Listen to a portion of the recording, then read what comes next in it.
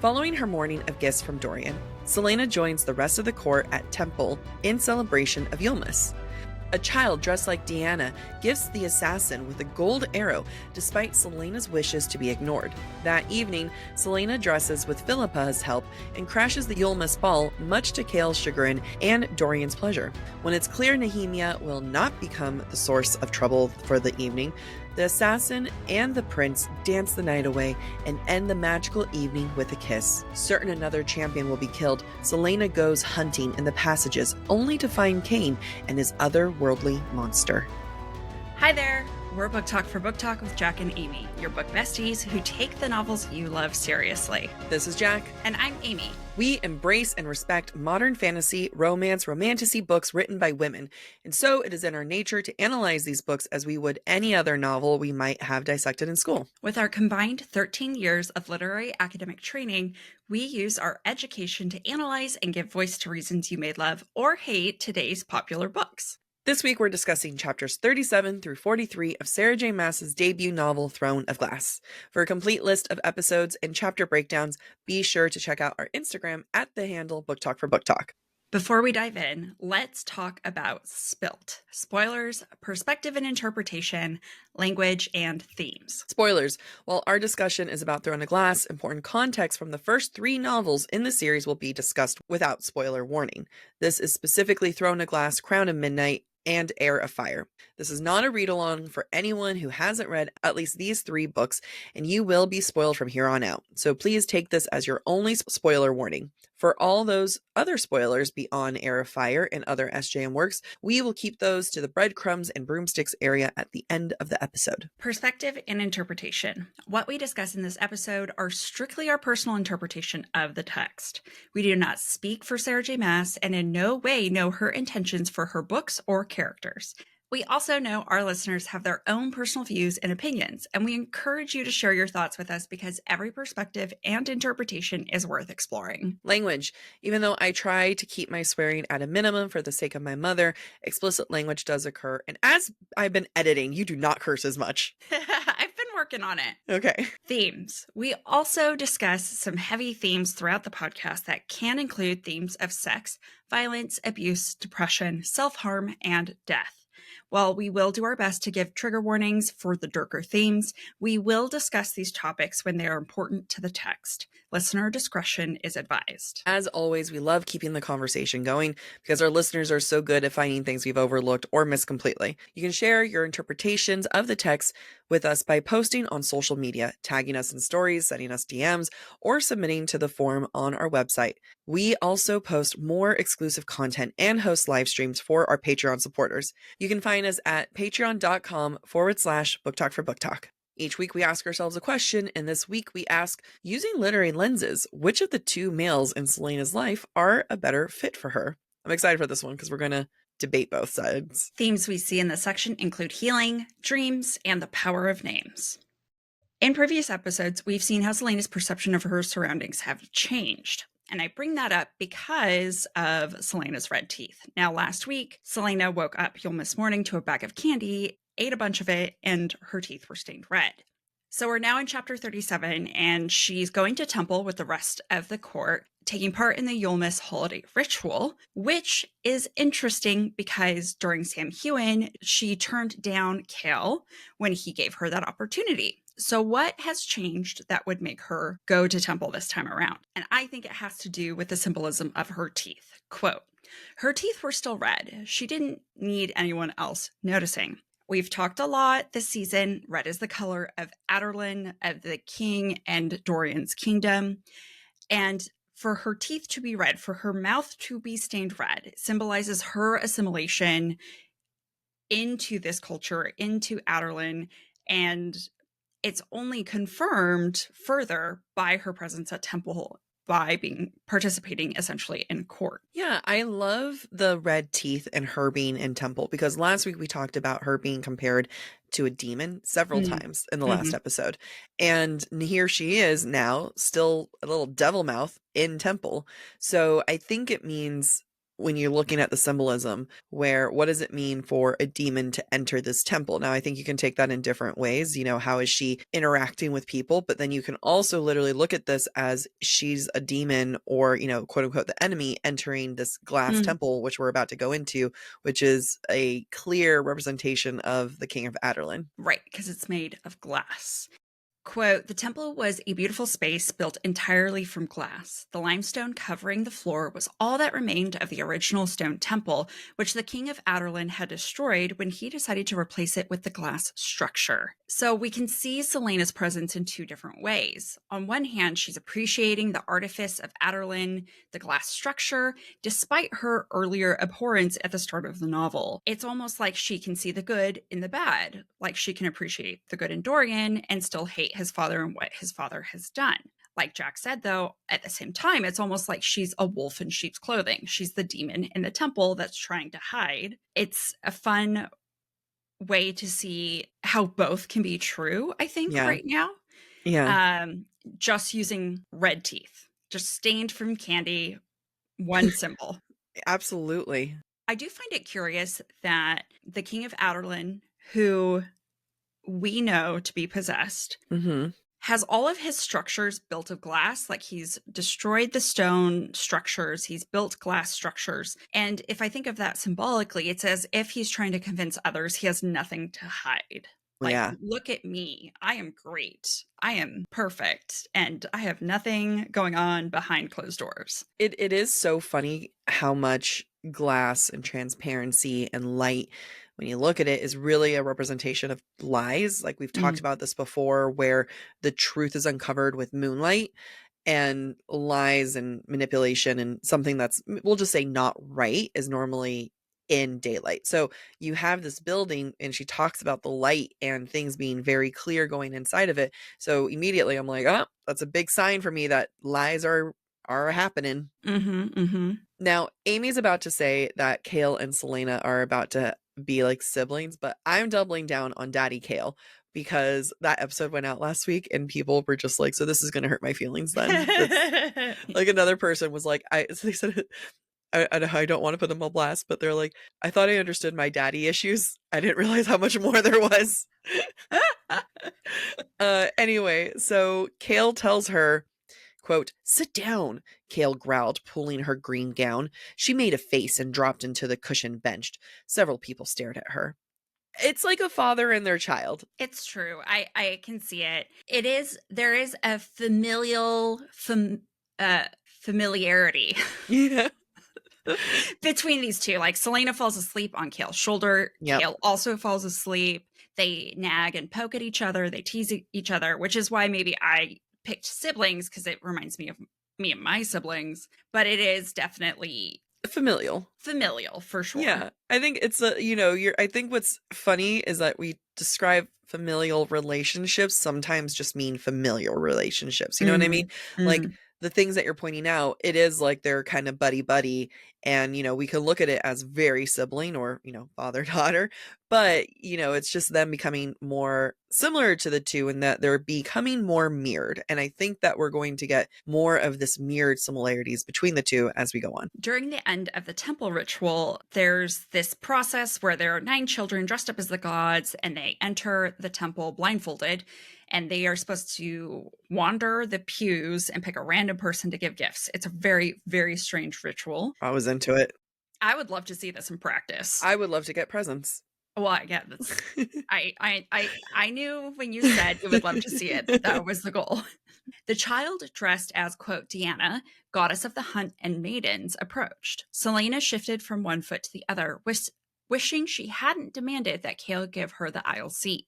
To her dread and dismay, the girl stopped before her and removed the blindfold. The girl smiled at Celaena and reached to touch the assassin's forehead. Celaena's back began sweating as she felt hundreds of eyes upon her.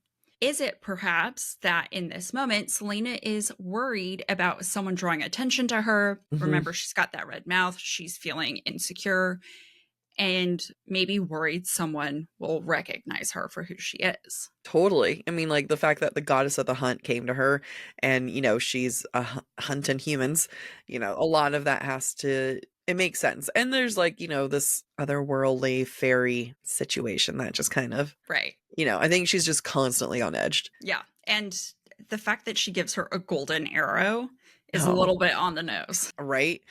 And then, so I do want to look at the little girl who approaches Selena, though. Quote, she was a pretty little thing. Her blonde hair hung in loose curls, and her brown eyes were flecked with green. The girl smiled at Selena and reached to touch the assassin's forehead. Selena's back began to sweat, as you were saying. But what I really want to point out is that, this little girl kind of looks like Selena, right? Mhm. Unique eyes, kind of like flecks with green. And I think that this is Selena seeing herself in this child. And Mm. as I'm reading this, I'm realizing that in the ball, I believe one of the other men, when they're talking to Kale or Dorian, calls her a pretty little thing, or that pretty thing. So maybe there's some Connection of she's seeing connecting. herself in this child. Yeah. And the fact that she's seeing herself in this child and is getting nervous about that, I think speaks volumes, especially since we're getting, and again, in the next chapter, she's going to consider herself looking like a princess. So Mhm. you have this young girl who reminds her of herself when she was a princess, with her looking like a princess. Yeah.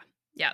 It's all connected. It's all connected. Now, about the gold arrow that the child gives Selena. Selena thinks, quote, "It couldn't be used, of course, but it was made of solid gold. It'll fetch a nice price." Now, I bring this up because throughout this episode, we're going to see Selena default to very pragmatic thoughts or thoughts about Nehemia or her surroundings or something else to distract her from what she's really thinking or feeling. This is one of those moments that I think is kind of obvious. It's distracting her from her anxiety, and it kind of sets up the tone for the rest of the evening. Yeah. Yeah. So I want to talk just kind of narratively, and we know Selena is an unreliable narrator because she doesn't recognize her true feelings. And especially like in this set of chapters, her feelings are quite complex. Like, Mhm. we're not saying that she doesn't like Dorian. There's just a lot of other feelings happening. Yeah. And especially when you have this moment when she's staring at Kale, quote, he put it, the arrow, back in her lap. I wouldn't want to test the gods. She stared at him for a moment. Did he look different? Something had changed in his face. Like, she's seeing him differently, like Mhm. all of a sudden, all this like buddy. I mean, it's kind of funny because I feel like SJM's kind of trying to do a friends to lovers, but it's like enemies to guards to reluctant um captive or whatever allies Yeah. to sort of friends to lovers. Yeah. Yeah. I completely agree. And we're going to see her look at Kale and see him differently a couple Yeah. times throughout You'll Miss, which Which is, go ahead, go ahead. sorry. No. Nope. Go ahead. Damn it. I was like, it's just so funny that here she is seeing Kale differently for the very first time while she's all up in Dorian's mouth. Business. Yeah. Yeah, we're gonna have to dive more into that. But since You'll Miss started at the end of last episode, I just want to bring our attention back to the fact that when she woke up on You'll Miss, Selena thinks it's a time of like generosity, of kindness. And so she's definitely allowing her heart to be more open Yeah. than maybe she is accustomed to. And I think that's why right now we're seeing her see Kale in a different light. We're seeing her pursue Dorian. She's just more willing to be open and vulnerable right now. I mean, and this time, this day, these chapters, it's been really described of like, this is a different time. This is a Mhm. different world. She falls asleep. She calls it the land of sleep. There's a lot of references to dreams and things being dreamlike. This is not reality right now. Mhm. That's a great point. Thank you. Now we are in chapter 38, and Selena's getting ready for the Yulmus ball, and she gets all dolled up. Quote, Philippa arranged the last strands of Selena's hair neatly around her face, secured a mask over her eyes and nose, and placed a small crystal tiara on her head. Selena couldn't help but feel, despite herself, like a princess. I love this because it's not implied that it's a good thing. It's Mhm. not necessarily implied that it's a bad thing, but it's not like she's going around being, I am the most beautiful, regal person here. Especially the fact that you just had her sweating bullets while getting this arrow. And now here she is, like actually looking and feeling like a princess, probably for the first time since being an actual princess, right? Yeah. And I think The reason why she's able to accept this is because she's wearing a mask and it's Mhm. hiding her identity. So she's able to disassociate herself just enough to not actually be Aelin Galathinius. I agree. And I think the wearing of a mask or the lack of a mask is going to be important for several of our characters, especially when we're in their point of view. So I'm completely on the same page with you. Focusing a little bit on this idea that this is Selena feeling like a princess, that she's about to go to a ball, quote, this would be her first ball where she wasn't there to kill someone. Now, that's so tragic when you know that Selena is Aelin, who was a princess for whom balls would have been a very normal thing. So for her to be able to say, yeah, this is the first ball where I'm not going to kill someone is sad because it demonstrates a loss of her past Yeah. life. But it also explains kind of her bad attitude about being excluded during the festivities of Samhain and the Mhm. ball for Yilmis, right? She's crashing this with no one's awareness. On one hand, she just wants to be a normal person. So, that being said, though, trying to be normal, looking like a princess, it does beg the question, is she more vulnerable? Is she going looking for a fight, right? She's going because she thinks Nehemia is going to cause trouble, but she's not necessarily equipped for the fight. Quote, this is the most beautiful dress I've ever worn, she admitted, her eyes filling with light. Now, I wondered if the eyes filling with light was a breadcrumb related to her fairness. Not sure. But again, I think it's just important that we recognize that this is a very special time. Selena gets a little bit caught up in the moment, whether she wants to or not, whether she planned to or not. She is accessing something she never got, that she should have been entitled to, but she never got to experience. Yeah, it's sad. Let's talk about the dress, though. Quote, it was not pure white, but rather a grayish offset, and its wide skirts and bodice were encrusted with thousands of minuscule crystals that reminded Selena of the surface of the sea. Her gray silk mask had been secured tightly against her face. It wasn't fashioned after anything, but the delicate crystals and pearl whorls had been crafted by a skilled hand. I love that she's wearing a gray dress because Mm-hmm. immediately we are seeing that things are murky. This is a blur between light and dark, which is a blur between truth and lies, as we've been Mm-hmm. talking about. And I also like that they make a point that she's covered in crystals. Now, I know she says that it's kind of like the sea, and that's beautiful. But what are crystals? Basically little tiny fancy glasses. What's the whole thing with temples and all of Aderlin? Glass. So here she is covered in glass, covered like in gray. We can get a clear sense that things are murky. So of course, in the representation of everything, she would kiss Dorian and kind of forget that he is the king's son. She is in the king's glass, right? Like she is covered by the glass of the king essentially. And like I'm not saying that she's like, wearing the dress and is like, ah, yes, I'm going to go and kiss him. These are metaphors, like we're just symbolism. We're just looking into it. And then she tucks in her makeshift knife in there. She's like, boom, weapon in her bodice. Which, we're going to realize later on a very flimsy weapon. But to your point, this dress is just another symbol of her assimilation, right? She's Mm-hmm. becoming one with the glass structures around her, despite all her talk from the beginning of the novel.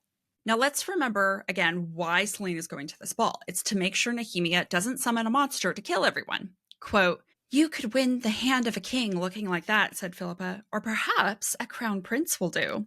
I bring this up because Philippa is adding to this sense of quote unquote magic of Yulmus, right? She's distracting Selena from Selena's purpose of going to this ball to begin with. Selena's supposed to be focused on keeping people safe, potentially stopping Nehemia from calling on a demon. But instead, Philippa is turning Selena's attention toward seduction, towards using her feminine power, towards maybe getting with Dorian, right? It's influencing her in a direction that Selena outwardly says was not her original intent. Mm-hmm. So she leaves, kind of has to distract the guards. Her and Philippa like put a little like, oh, we have to go get her there. Let's not question anything. Mm-hmm. And what helps with the guards and tricking them is the fact that she looks so nice and she looks so pretty. And, they don't hide the fact that they admire how she looks. Quote, you look nice, one of them. Rest. said shyly. Off to the ball? Grinned another. Save a dance for me, will you? The third added. Not one of them questioned her. Selena smiled, took Russ's arm as he extended it to her. She tried not to laugh when he puffed out his chest. I love her using, her looks. I love her manipulating men. Big fan of that. More women should. I just want to clock this as a moment of us applauding Selena for using the way she looks by things that are gifted to her, because she didn't go and buy this dress on her own, for using men. That's all. I don't judge her for this, right? Listener, do you judge her for this? No? Great. I'm gonna put a pin on that. And come circle back in a moment. Circle back. What I do find to be super telling, though, is when Rest tells her, quote, have a lovely night, Miss Sardathian. He uses her, quote unquote, real name. And there's something about this dress, right? It's masking truth and lies. It's somewhere between both of them. Everyone's going to call her Lillian, Lady Lillian, for the rest of the night, because that is what everyone knows her about. But here she is having a moment of her name coming into play, which is a name that's a lie, while wearing a dress that's like a princess, which is the truth. Yeah. It's a blur. Yeah. And the guard that should be, keeping her locked up, who knows her identity as Selena Sardathian, is escorting her to the ball and is like super proud to be escorting her. I love just how confused this whole sequence is. The Yes. magic of Yulmus has confused everybody. Selena, Dorian, Kale, the guards, everybody. Everyone's confused. I get it. I mean, if we equate Yulmus to Christmas, there is a magic about the day that you just are like, I'll ignore everything. It's a special day. That magic is basically me on the couch having eaten too much and still eating too much. Your stomach will expand. It's fine. I can adjust. So, despite the magic that's going on right now, Selena does find herself in a situation that is unfamiliar to her and does make her uncomfortable. There's been enough clues that we know Selena's been betrayed by a friend before, and it's obvious based on her thought process around Nehemia that Selena doesn't want that betrayal to happen again. Despite all that, when she enters the ballroom, the grand hall, wherever it is, I think she's more focused on what Kale will think of how she looks when she sees him. Her anxiety in this moment is not about being betrayed by her friend. Quote, a swarm of bees took flight in her stomach. She couldn't forget why she was here. She played this part in the past, but it had ended up in killing a stranger, not confronting a friend. We've talked about it before. We will talk about it a lot this episode. Selena's an unreliable narrator. Again, she's trying to focus on Nehemia. She's trying to focus on why she's here. But I think genuinely the narration is distracting us from what's causing those bees in Selena's stomach. I also want to point out that they're bees, they're not butterflies, right? We're accustomed to this idea of butterflies. Bees will sting, cause pain. And I think that's how she feels about this situation, but also maybe how she feels about Kale. When Selena enters the ballroom, we see Selena through Dorian's eyes. Quote, her dress was made of stars plucked from the sky, and the whorls of crystals in her gray mask glittered. Now, since Dorian's first ever point of view scene in chapter 6, he has always associated Selena with the night and stars. And I feel like since that intimate scene where he watched her look at the stars, there's something about him and seeing Selena that makes it feel like he views Selena as a possession. And so, for her to be almost plucked from the stars and brought to him as a gift is something that I think is a recurring theme between the two of them. There's a lot of stars, shooting stars associated between the two of them. That is not the case with Kale. Yeah, I completely agree. So Dorian is very much associated with stars. We're going to get that association when he thinks about Selena and when Selena references him. So we're going to get more of that. And we've made it clear before, Selena's made it clear that she feels more comfortable in the night, right? She talks about being able to sneak around more. So immediately there's that connection and familiarity between the two, right? She feels comfortable with Dorian. I think that, we know she's comfortable with Kale, but there's an ease with Dorian that is not there with Kale. And, sometimes that ease can be confused as attraction, especially when the guy's attractive. Hmm. But we're going to keep coming back to it. And I think, did he say it in this quote? Like, he calls her a girl again. Like, there's a certain disassociation that he has when observing Selena and his emotions with Selena, too. Do you want me to look to see if he No, calls her a we'll come girl? to it. We'll come to it. It's fine. There's Okay. other points I make. Even if that's not true in that one particular quote, I make points later. Okay. Let's talk about how Dorian feels when he sees Selena. And I see Jac has notes that she wanted to put before my notes. So I'm going to read the quote and turn it over to her. Quote, "He didn't know why, but seeing her made him feel like a man. She was something out of a dream in which he was not a spoiled young prince, but a king." Okay, the reason why I put my notes before yours is because it's funny. I was editing last week's episode, and in there I was like, we'll see how people feel about it.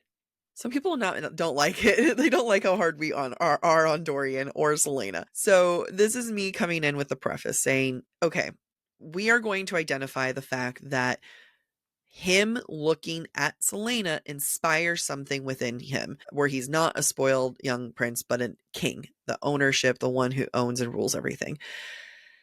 I recognize that people inspire others, sometimes the right partner helps you want to be a better person. All of that is true. There are nuances to situations.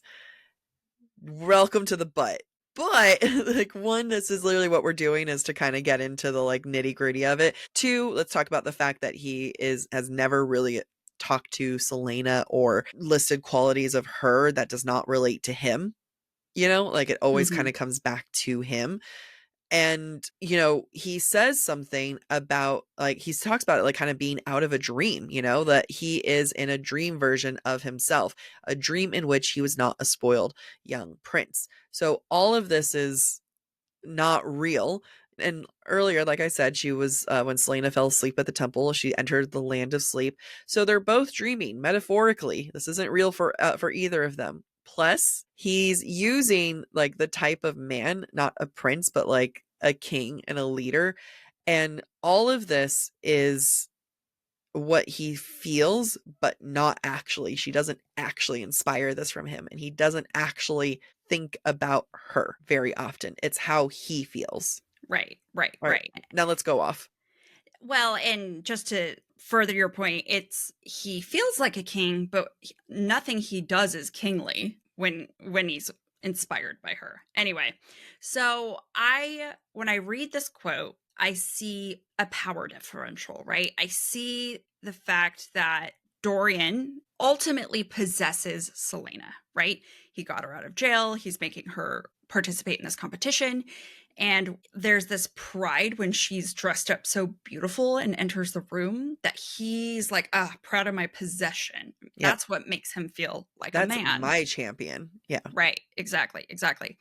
I want to also, however, recognize that this idea of dream, land of sleep, and think about this in the context of Yulmus versus Sam Hewen. Sam Hewen, which was essentially the it's like the Day of the Dead or the Night of the Dead. It's Halloween. The veil is thin. It's easier to talk to the dead. This is when we meet Elena, when we learn about Elena and Gavin, and we know that Elena looks a lot like Selena, right? I think on some level, SJM is also trying to make a connection, Selena and Dorian, with Elena and Gavin, right? Dorian feels like a king. Gavin was a king. He's inspired by Selena, who looks like Elena, who was married to Gavin. I think we're being gaslit into thinking that they're OTP because of Yeah. this connection. Yeah, we are being gaslit. And they look alike. They're wearing the same Yeah. similar clothing. I have a note later, and I'm going to bring this up earlier. I'm going to bring it here now. When SJM first wrote this book, it was like in 2002 or something like that, like years prior. It was called Queen of Glass or something like that. Mm.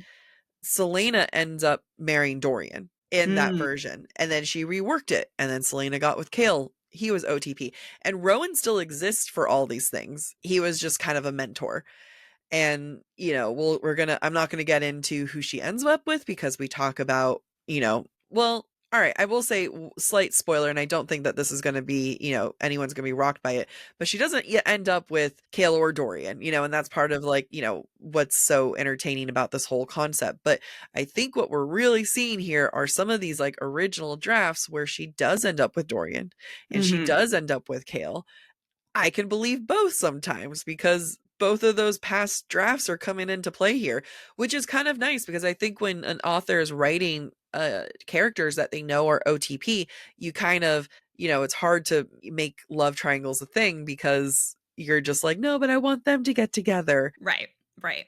Yeah, I was thinking about that in the context of conversations we've been having with our friends about their writing or their Yeah. characters. And they're always like, you have to believe in your heart and soul that your Yes. characters are OTP to be Even able if to, they're not.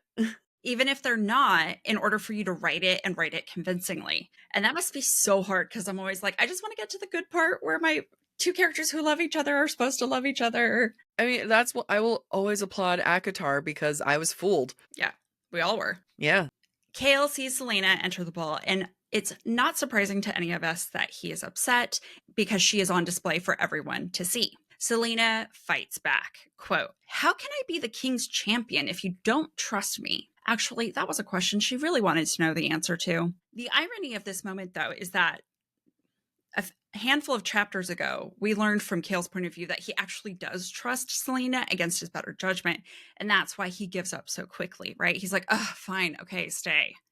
After this, Selena and Kale stay side by side, but Selena gets mad that he keeps getting in the way of anyone asking her to dance. And Selena focuses a lot on Dorian. Quote, "Dorian was dancing with a small brunette with outrageously large breasts that he took no pains to avoid glancing at every so often. Hadn't he noticed her arrival?" So, Jack, why does Selena care if she's also been developing feelings for Kale? Why does she get focus on Dorian? It's easy to hyper focus on something when you don't want to think about another thing. Mm-hmm. It's like, sometimes the phrase like the best way to get over someone is to get under someone else. Like it's, sometimes you need to hyper focus on something. And I think hyper focusing on Dorian is easier. Mm-hmm. Looking at this charming, wonderful prince, hot prince who's dancing with a woman with outrageously large breasts, which I take offense to. All right. I just want to say, like, why are we saying this like it's a bad thing? Some of us can't help it. Selena's just jealous. And that's, yeah. And I get, which is like, I don't, again, let us note here Selena's jealous that Dorian is dancing with another woman. Mm-hmm. And as someone with large breasts, that sucks, but I don't judge her for that. Do you, listener? No. Let's put a pin in that. Do you know where I'm leading up? You know where I'm leading up to this. I have no comment. Okay. I'm along for the ride. But basically, yeah, I think that it's the feelings are there, and what she sees with Dorian, I believe, I think it more subconsciously, is a way to heal from Sam. What she might see with Kale is a way to move on from Sam. And there's a difference between healing and moving on. I think Dorian brings a Band-Aid healing. I think he's needed. Yeah, I mean, I think that makes sense. And he is the outwardly most handsome one. Yeah. So again, it's easier for her to hyperfixate on him when she's just now starting to like see something in Kale that she finds attractive. Yeah. Yeah. And then when Kale finally agrees to let Selena stay, he tells her, quote, "Well, try not to have too much fun," Kale said beside her, crossing his arms. Hiding her scowl, Selena crossed her arms as well and began her vigil, which is the funniest, like, here she is in this gorgeous dress, just like sitting in the corner, being like, fine, I'm going to sit here and I'm going to stare at everyone. And coming back, she's mirroring him. This is a reference, a throwback a little bit to them falling asleep at the temple. They are becoming mirrors of one another, which is one thing that we see in SJM's writing usually implies a level of intimacy. Yeah. Yeah. Well, and they say that when I think people's dating advice, it is like when you're interested in someone, your body language should mirror theirs, because then that's like one of the subconscious clues that they pick up on. So I see that reflected here too. Should never trust my body language. Half the time my tummy hurts and I'm just trying to like comfort myself. As the festivities go on around Selena, she begins to feel a little bit of shame. She gets in her head a lot because she's not distracting herself. Quote, how had she even considered that Nehemia, of all people, would attack everyone? Selena's face burned with shame beneath the mask. She didn't deserve to call herself a friend. Now, I feel like this goes back to the conversation about the mask and truth being able to be revealed because Selena is masked. It's hard for Selena to be self-aware, to acknowledge when she's wrong. And right now she's doubting herself and admitting a potential error. And I think she's only capable of doing that because she is masked in this moment. Nevertheless, Selena is struggling with trust and mistrust. Just like her dress reflects light and dark, Selena is struggling with truth and, what is objective truth versus subjective truth right now, because her experience has taught her to be mistrustful, especially of female friends. Now, she's mostly going to doubt herself during the ball scene, but what we're going to see the next day is that Selena's going to go back and forth. I doubt myself and my doubt of Nehemia, or I doubt Nehemia. She could be bad, and if she is bad, I'm going to kill her for it. So Yeah. Selena's confused. Mm-hmm. In order to not feel completely guilty for doubting Nehemia and for pissing off Kale, Selena has to keep convincing herself that she's doing the right thing by crashing the ball. Quote, from this spot, she could also still make sure no feral beasts were about to rip into the crowd. But he didn't need to know that, he being Kale. This is what Selena's thinking internally, and I think it's just a cover for what comes out of her mouth next, right? This is her being rational, like, I am here to make sure no beasts kill anybody. But then she turns to Kale and says, do you want to dance? Yeah. Which to me feels like what she really wants to do. It Yep. is her first ball. She gets to be just a girl, and Kale is the one she asks to dance. Okay. I'm going to take a beat. We're going to look at, yes, they asked, she asked him to dance, but where are they right now? So I want to kind of look at a clue. Quote, she glanced at him. Would you like to dance with me? He laughed. With you? No. She looked at the marble floor. Now, the last time we had a marble floor in a grand ballroom, it was where they did their tests, which was black and white checkered chessboard and we compared it to like a game, like the game of chess. And kind of what we are saying is that she's trying to fool herself, and this is kind of like a game of chess with them. Yeah, I think that's a great point. Is it the same location where they did their first sword fight? I believe so, because she mentions one of the first, so I know whatever was the first one, but whenever they walked into their first location, they maybe it was the Arrow, but she was like, oh, this is a big enough ballroom that they probably, it was a big enough room that they probably have balls here. I want to go look really fast because it's a relevant point I want to make. Oh, yeah. Okay. So I was right. You were right. I was also right. So this is where they practice for the first time, where they were fighting swords. And what was Selena doing when she first picked up a sword and was fighting Kale? She equated it to a dance. So in a lot of ways, they've already danced in this room before. Yep. Oh, that's great. Good job, SJM. Good job, us. Yeah. Amazing. But this time, where Kale was a willing participant, he is not willing anymore. I know, it's rude. And why might that be? It might be because of Dorian. It might be, now he's going to blame Parrington, but I think there's a lot going on right now. Because he's got feelings. He's got many of them. Before, it was very black and white, and now it's not so black and white for him. Yep. I mean, that's why she considers it cruel when he turns her down. Yep. Kale says, quote, cruel? Selena, Parrington is just over there. I'm sure he's not happy about you being here, so I wouldn't risk drawing his attention any more than necessary. Coward. Kale's eyes softened. If he weren't here, I would have said yes. On one hand, that's kind of like a declaration of love coming from Kale. I would have walked home with that like the entire night, being like, he does want me. But what's happening is Kale is prioritizing the perception of others rather than prioritizing what Selena wants or feels. Yes. I am also going to note that he expressed that he did want to dance with her. Mm-hmm. And I'm pointing that out because Dorian's response to dancing with her is kind of a fuckboy response. Now, Mm-hmm. one thing that we've continued to say about Kale is that, like, he's technically not wrong. You know, when he thinks that he shouldn't trust her, well, he's technically not wrong. Like, she does find an escape. She does, Yeah. sneak about the castle.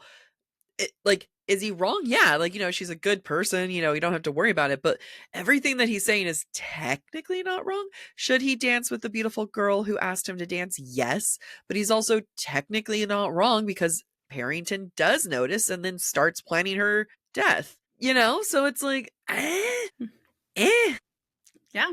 We get into how much Kale lets what others think of him when he tells Selena this quote, I'm the captain of the guard. I'm not exactly a catch for any of them. There was some sorrow in his eyes, though it was well concealed. And this is when Selena is like, I'm sure all the ladies want to talk to you. And he was like, no, not me.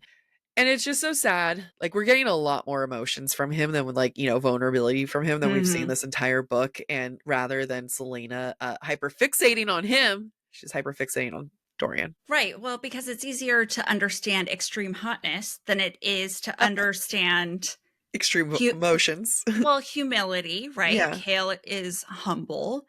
He feels like he's given up his chances for a lot of things. And this is when Selena has this reoccurring thought from Temple, but more obvious now. Quote, there was beauty in Kale's face, and strength, and honor, and loyalty. She stopped hearing the crowd, and her mouth became dry as he stared at her. How had she missed it for so long? And she talks about, I didn't include it in this quote, but talks about him being like a ray of sunlight. And what does sun have to, what is Lies. sun? Lies. Lies. But I do want to point out, even though this is the most overt time that Selena has called out her attraction to Kale, I don't think she's really missed it.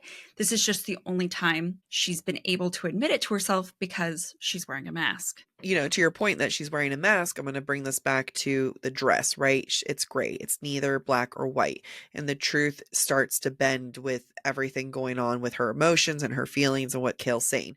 But that mask, it's masking her face and her feelings. So she's not really putting herself out there. I'm not going to say Kale's out here being the most honest, vulnerable individual. He's still not really saying much. However, if you were to listen to what he's saying, he's, I would argue, putting himself a little bit more out there than her. Even though she asked him to dance, he's expressing that he would want to dance. He's expressing that no one would want to be with him. There's a little bit more emotional vulnerability that is happening on his side, but he's maskless, so he doesn't have to, like, he's not hiding as much until he's like hiding in the bushes watching her, but that's later. Like a creep.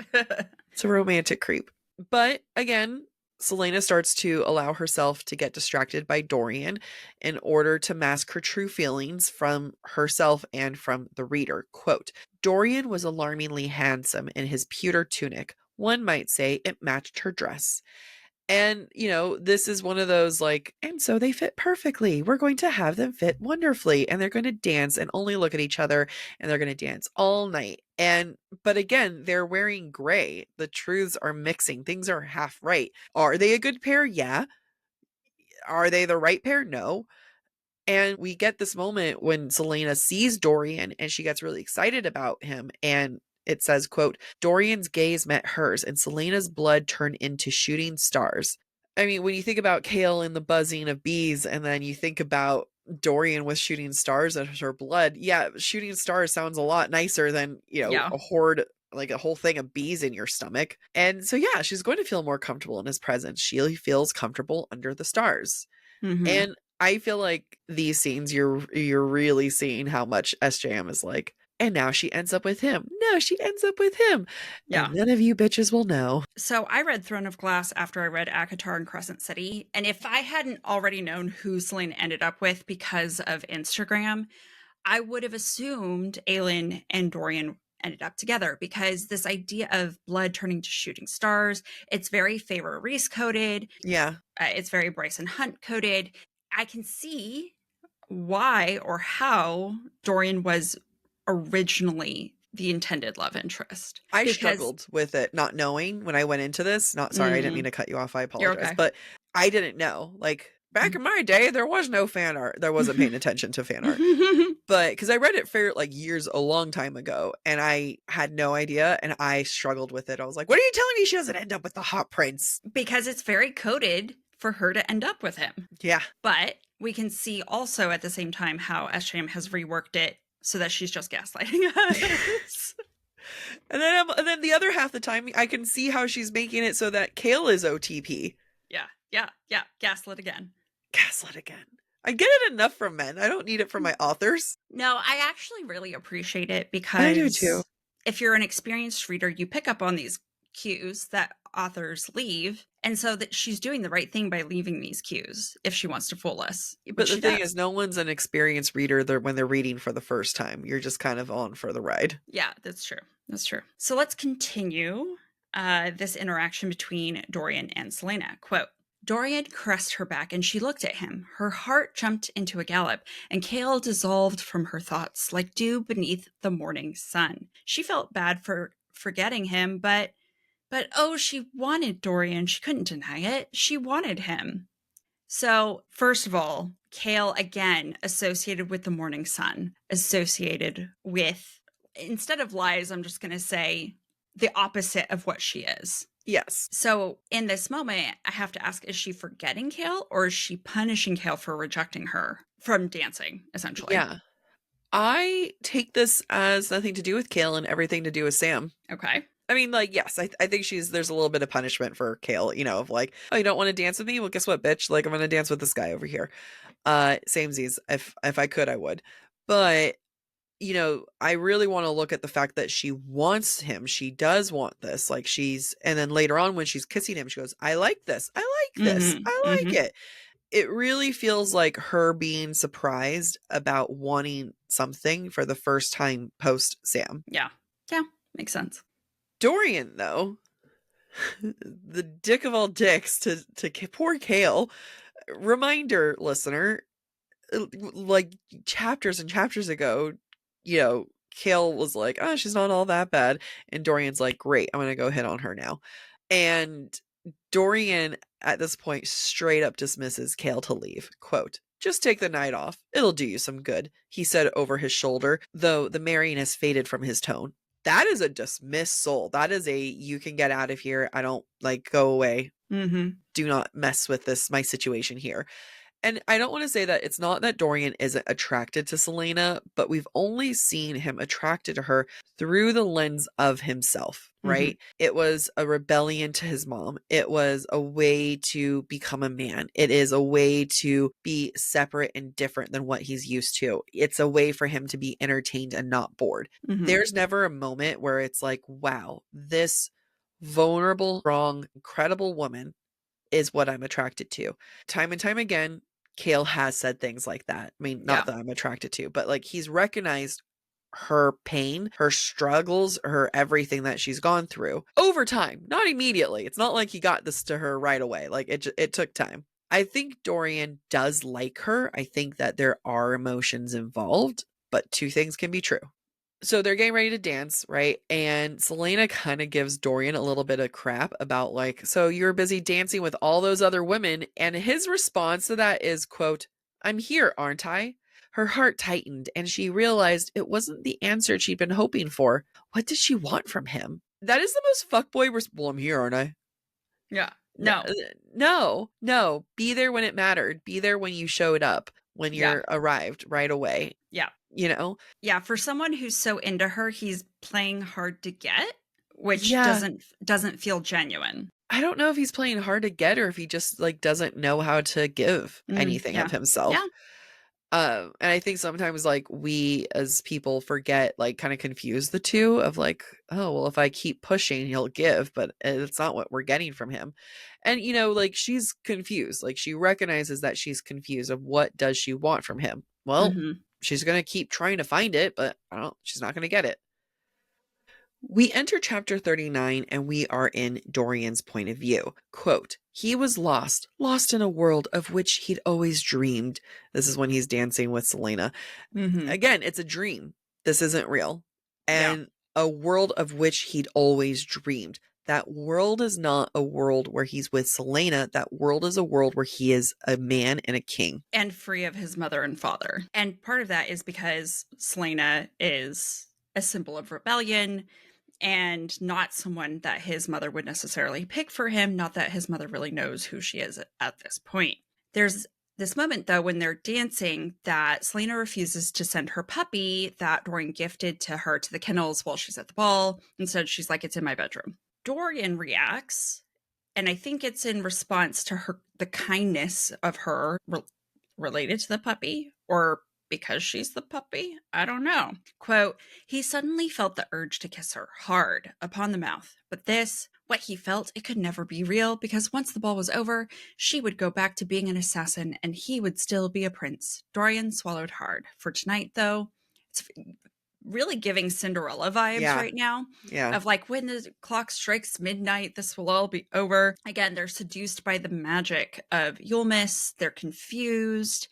And in my mind, they are still play acting the part of Elena and Gavin, this prince and princess, this king and queen, and, you know, this court that they lord over. Yeah. I mean, even if you don't know at this point that she's the princess of Terrasen, you do know she's from that country. And you do know that Elena was sent from that country to this kingdom. So, like, Right. you know, there's still a connection. And I agree. I think there's a lot that's happening there. Now, my point of view when it comes to the dog, you know, statement, I think that it's something where she has concerns for the dog, and, you know, he's had concerns for the dog.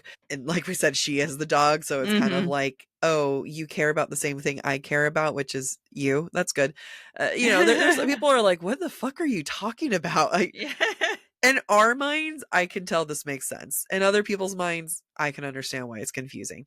But the core of it is that they are still in this dream-like state. I think your point, though, is spot on. The fact that she's expressing care and concern about something he cares about as well, right?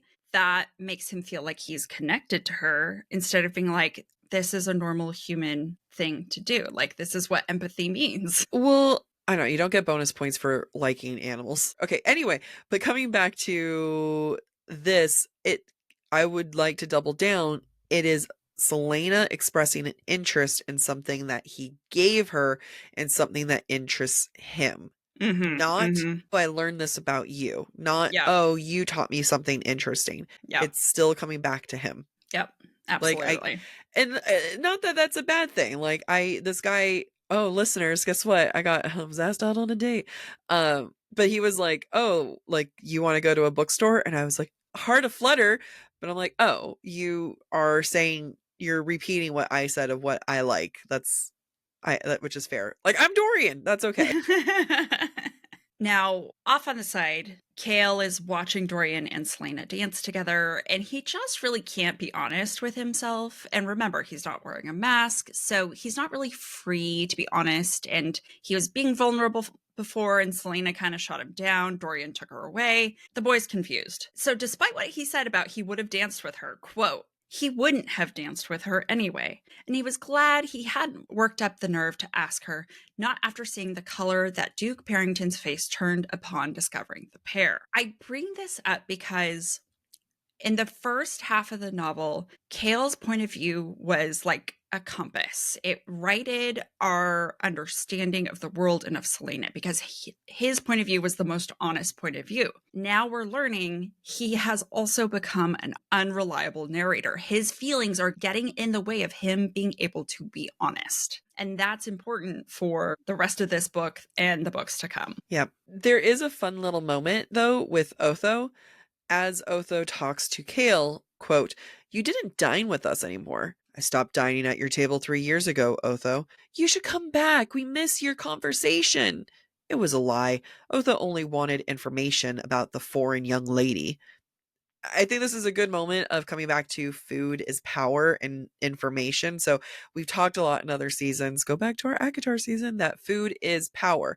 Power is information. Dinner is a currency of both power and information. And that's not just book world. I'd argue that's world, you know? Like you're sitting at dinner, you're talking, suddenly things get a lot more honest there and you're hearing a lot more truths.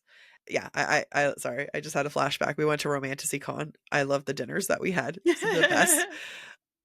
Otho pushes on if Dorian is with Selena, and Kale says, quote, the Lady Lillian belongs to herself and no one else. She's not with him? No.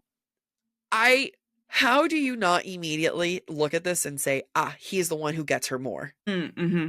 Dorian has yet to say anything about Selena that is not in regards or a reflection of himself. Mm-hmm. Kale flat out says this, like, she belongs to herself. He gets her. He understands that. And this is another freaking hint where SJM's gaslighting us, being like, he's endgame. I can see her writing this thinking this is the man she ends up with. Yeah. Yeah. I could see that too. But on, another thing that strikes me is that Kale believes that she belongs to herself and no one else. Is that in conflict with his own desire, potentially, for her to belong to him, right? Or that they are both unwilling to give each other to each other or give themselves to each other. So, yeah, it could mean all sorts of things. It's not until Otho remarks, though, that Dorian is obviously in love with Selena that Kale notices what is truly happening between the pair. Quote, Dorian's expression was full of something. Joy? Wonder? His shoulders were straight, his back erect. He looked like a man, like a king. So Dorian and Kale are having the same thoughts about Dorian. And none of it is about Selena, because at the end of the day, Selena has changed both men, just like they've changed her, right? Being together has influenced change in each of these characters.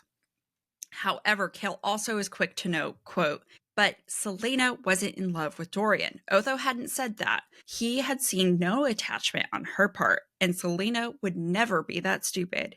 It was Dorian who was the fool. Dorian who would have his heart broken if he did actually love her. Unable to look at his friend any longer, the captain of the guard left the ball. So I have a couple notes here. First of all, at the very end, Kale has lost his identity. It is lost to his title by the end of this sequence, and it feels like he's slipping it away into the crowd. But it's also a reminder that he's not a prince. He's not the one that Selena's paying attention to right now. He also potentially, by losing his identity, is emotionally disassociating his own feelings because he's also at risk of being hurt. I love that Kale thinks that Dorian's the one who's stupid and will experience heartbreak. I've been waiting for you to say this. I'm like sitting here. I'm like, let me talk. Go do it. Say it so I can jump on. You go. No, you say it. You say it. And I'll have feelings. It's a great role reversal because it's usually expected that the woman is going to be the one with her heart broken. I love this because he's not talking about Dorian. He's an unreliable narrator. Amy talked about this is the first time we can see him truly being unreliable. And, I'm going to read the quote again. And this is him talking about himself. But she wasn't in love with him, being Kale. Otho hadn't said that. He had seen no attachment on her part to Kale. Selena would never be that stupid to Kale. It was Dorian who was the fool, Dorian who would have his heart broken if he did actually love her. He's talking about himself. He's not talking about Dorian. He's, projecting onto Dorian. Now, he's not wrong, but he's talking about himself. It's so sad. I love how sad this area is. Yeah, it's so sad. Yeah. All right. Let me adjust myself because we're about to talk about Kaltain. To my point of listeners not being thrilled with some of the things that we're saying, particularly of which is Kaltain. And a lot of, there's been a fair amount they think I'm too easy on her, that I'm viewing her with a soft-hearted lens. And I would like to make a point that I think the only true Kaltain we get is in the very first handful of chapters. After that, she starts to get possessed, and we are no longer dealing with a real Kaltain. And I think that my original question of would her story had gone differently if Selena wasn't mean to her, I think that question still stands. So now, it's like my note is I'm doubling down on this.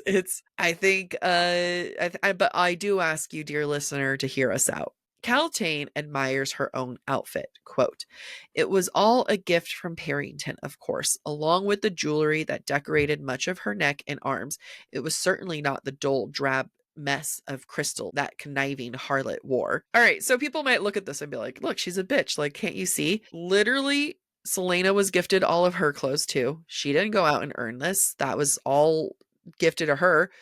Two, she's out there watching a woman dance with Dorian, judging her. Just like Selena judged that woman was outrageously large boobs. Now, you might say Selena didn't call her a harlot. Selena didn't, tear down her dress. True. Absolutely all true. And that's probably Kaltain's petty, shitty side of her to be able to like actually try to find things to like knock down Selena. However, you can't tell me that they're not doing similar shit, guys. Like they're very similar. Kaltain then thinks about Parrington and quote, she wondered if she could bear the repulsion of kissing him. She could always keep refusing, just as she had for the past month. But when he was this drunk, ...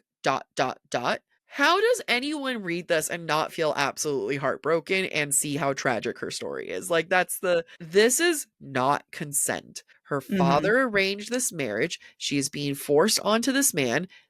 She is in a non-consensual engagement right now.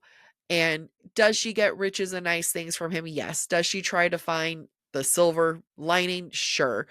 How are we not looking at this and being like, yeah, I'd want to get the hell out of there. I don't want to be forced every single night. That is not consent. Things that aren't consent is rape. So like, it's just, you didn't watch Nosferatu, did you? I did not. It's basically Dracula, but the difference is that like, I'm going to spoil this.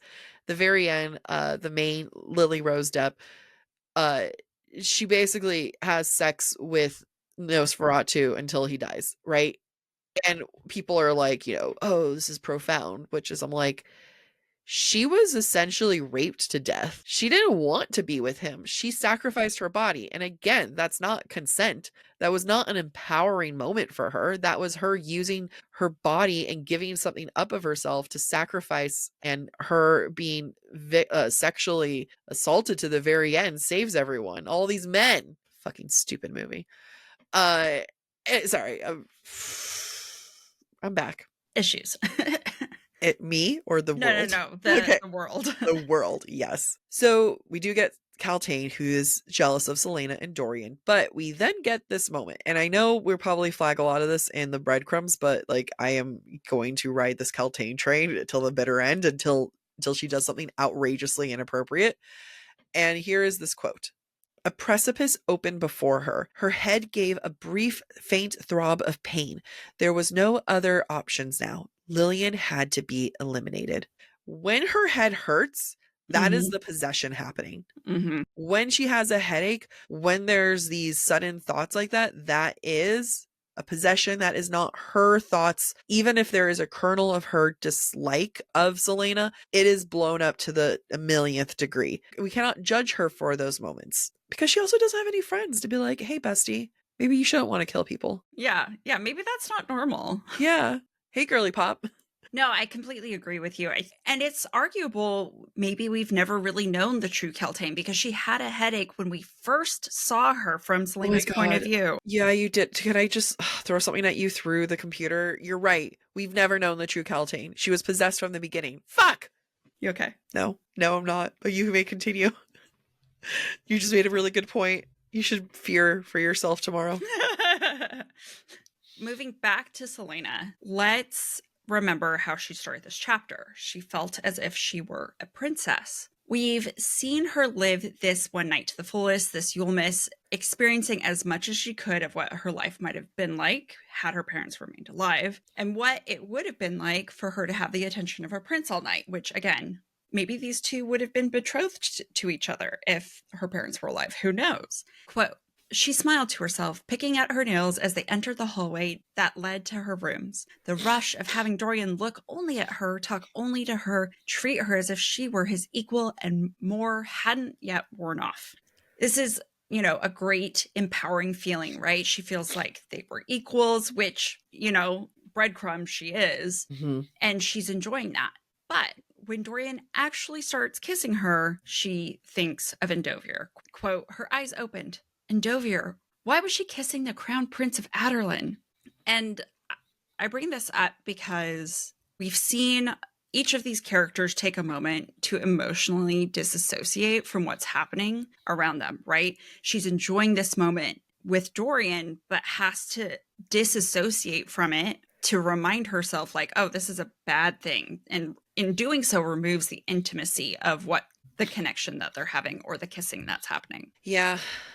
There's just so much happening. I mean, okay, I'm gonna, because you kind of skimmed through some like big parts of the chapter, and I couldn't find a place to put my thoughts in Yeah, go between. ahead. So I'm gonna backtrack a little bit. I like how complicated it is that Selena left the ball once he went. He was busy, and she snuck out without talking to him or anything. Mm-hmm.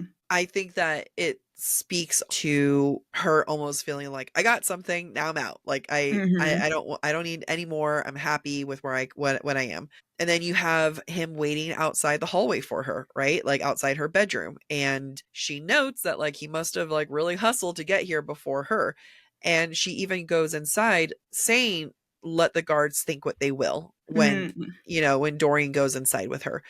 She is high off of the high of the night, the thrill Mm-hmm. of it. And it's not me, just because I'm saying she's high off of it is not like a downplay or a negative thing. Like we went to romantasy con, I was high for days. I'm like, this is awesome.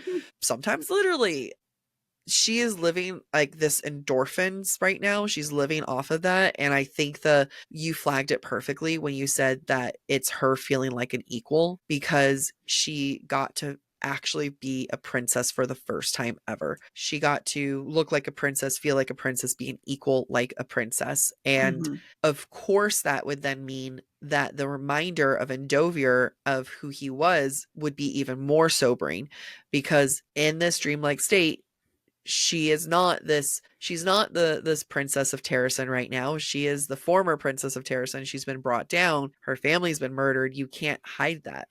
And, even through all of this, though, even while they're kissing, she thinks, quote, she couldn't stop. She liked this, liked being kissed by him, liked the smell and the taste and the feel of him. And we know that she's going through the loss. We know that she's recovering from not just Sam, but like her family and everything. And that's like that's what Dorian is, right? The recovery of her grief from Sam, and then the reminder of her grief from her family. And it almost reads like her coaching herself through it. Mm-hmm. I'll read it again. So like, think about you. I mean, sometimes like when you're with someone, you're kind of like in your head about it. She liked this, liked being kissed by him, like the smell and the taste, and the feel of him. It's the reminder of like, no, I like this. I like this. Continue. We're safe. This is a safe spot. It's a good thing that she does kiss him though. Like I have no issues with them kissing. I don't have issues with anything. Well, that's not true. She likes it. She's coaching herself, and then she thinks of Endovier. It's almost as if the kiss broke the spell, woke her from the dream. Oh, reversal. Yeah. Yeah. That's a good one. That's a really like wakes her up. Yeah. Ooh, Yeah, nice yeah. I job. mean, in a lot of ways, she's almost all the Disney princesses, right? She's all the Yeah. fairy tale princesses. She's Aurora, she's Snow White, she's Cinderella, but it doesn't go the way she wants it to go.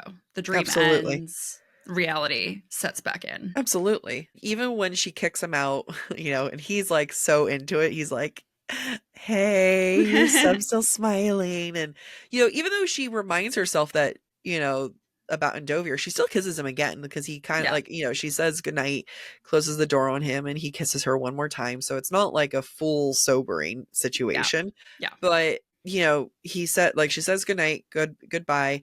And then she goes out to the balcony and she thinks, quote, her hand rose up to her lips and stared at the stars, feeling her heart grow and grow and grow. Stars, Dorian, Mm-hmm. remember that? But also the feeling her heart grow and grow and grow. That is, again, to me personally, a recovery from Sam. That is I can feel again. I can have emotions. My heart can actually grow. And we get a little bit of everyone, but this is such a good chapter, SJM, because we get a little bit of everyone's point of view. So we have Selena, who's on the balcony. She's like, I kissed a boy. It was fun. I didn't end up in tears. And then we have Dorian, who is post kiss, and he is just like a grinning fool. And we have this moment, quote, consequences be damned. He'd find a way to make it work. He'd find a way to be with her. He had to. He leapt from the cliff. He could only wait for the net. he really went from 0 to 60 where he was like, I think Mm-hmm. I'm going to kiss her. And he's like, I'm going to make this work. But what does making it work look like? Well, yeah, and What? he doesn't even know what she feels. Yeah, that's the thing. None of it has been a confession of feelings. It's been a kiss. It's not a what do you want? What do you feel? It is a consequences be damned. Well, do consequences be damned might be her going back to Endovier Right. if his dad finds out. Consequences be damned could impact her quite a bit. None of that is being considered. And he's like, I'll find a way to be with her. Like let's bring her into the conversation. And again, Yeah. you're not even talking about he's not talking about his emotions. His emotions aren't here. What he Yeah. does talk about are consequences. What are the consequences related to? His parents. Yeah. Once again, his dynamic in relation to Selena has nothing to do with emotions, but in relation to himself. Yep. Yep. I agree. The final scene in this chapter is this beautiful sequence of Selena at her balcony looking at the stars before she goes to bed. And it's a mirror of her looking at the stars, I think at the end of chapter 7, after she's left Endovier. Except at that point in time, she was being watched by Dorian, and we got that scene from Dorian's point of view. This time, it's Cale who's watching her, and we get the scene from Cale's point of view. It's one of the most heartbreaking little scenes ever.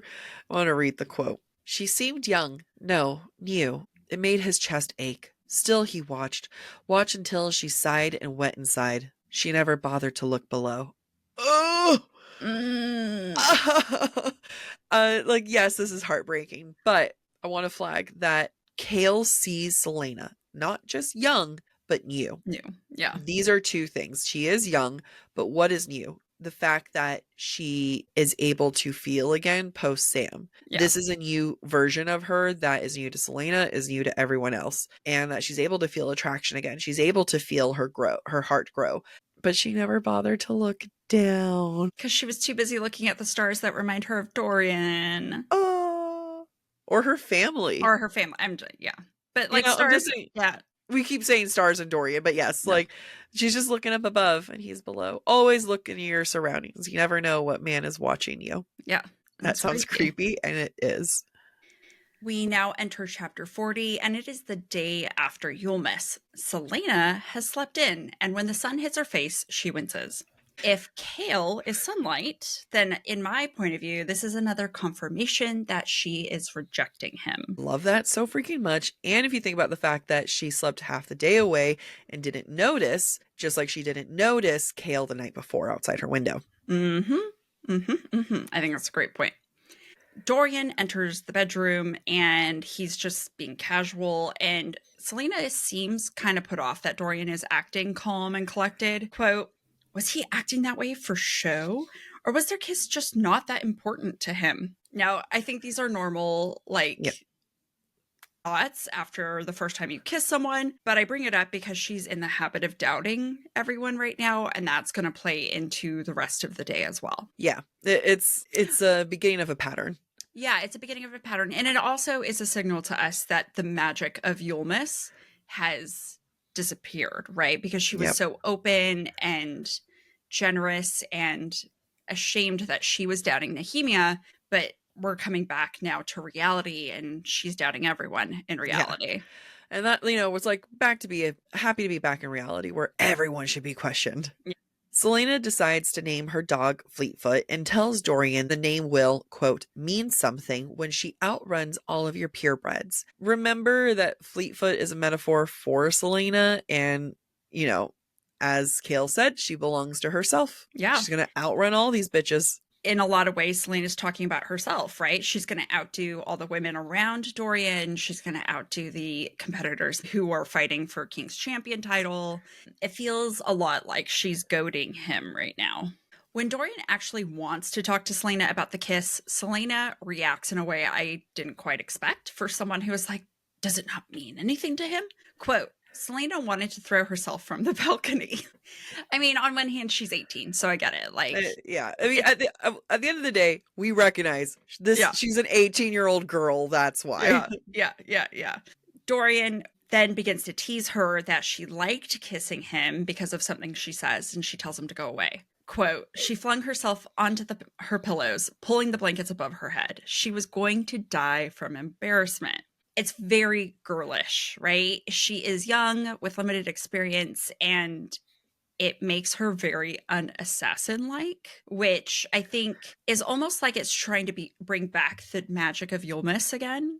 But Yeah. this time she's kind of resisting it. I mean, it's like even Dorian asks her, have you been kissed before? Mm-hmm. And that's a different conversation. That's a very young conversation. That is Yeah. not a conversation that I, in my 30s, would be asking, you know? Yeah. Yeah. Certain things have been assumed. Not for everyone. I respect that. But it's just like it's a reminder that she is very young. And, you know, when you had Kale who thought about her having not been experienced, there was like a level of concern of like, does Dorian even know that she's probably still a virgin? Versus Dorian is asking her, have you been kissed before? It almost reminds me of Rhett Butler in Gone with the Wind. And he was like, you deserve to be kissed and kissed good. Long and hard. Toots. Does he say toots? No. Okay. But it's implied. It's implied. The toots is subtext. It's in this scene that Dorian sees Celaena's scars on her back for the first time. And I bring this up to compare it to when Kale saw the scars. Now, Kale saw the scars a while back after they'd been running and she'd been sweating through her shirt. At the time, in case you forgot, I certainly haven't, Kale asked what Celaena did to deserve them. We had all sorts of things to say about that. Now here, all Dorian says is they are awful. And there's a lot of different ways that I think you can interpret that. I think you can interpret that as in they're awful, like that must have been so painful, or they're awful, they're hideous. Yeah. Right? And it's hard to tell which one Dorian means. In essence, from my point of view, both men have passed judgment on these scars. Absolutely. And ultimately, I think that shows that neither of them are right for her because they can't accept the scars for what they are. Absolutely. I mean, it's the right answer for him, for Dorian is, I'm sorry. Yeah, exactly. That's his kingdom that did that to her. This is not me being a Mikhail apologist, but a little bit. But, you know, his judgment happened early in the book when he did not know her. It was judgment. It was shitty. It was bad.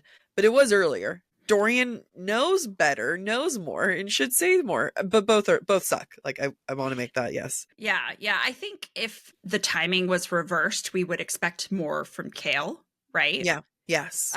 Compared to what he did say. But I think the timing is also intentional because I think SJM's trying to signal like neither of these men can or did accept her scars when they had the opportunity. Yeah. I mean, and that's when she says the famous line that neither of us quoted or wrote down of like, she says, Dorian, like all of us have scars. Yeah. Mine are just more visible. Yep.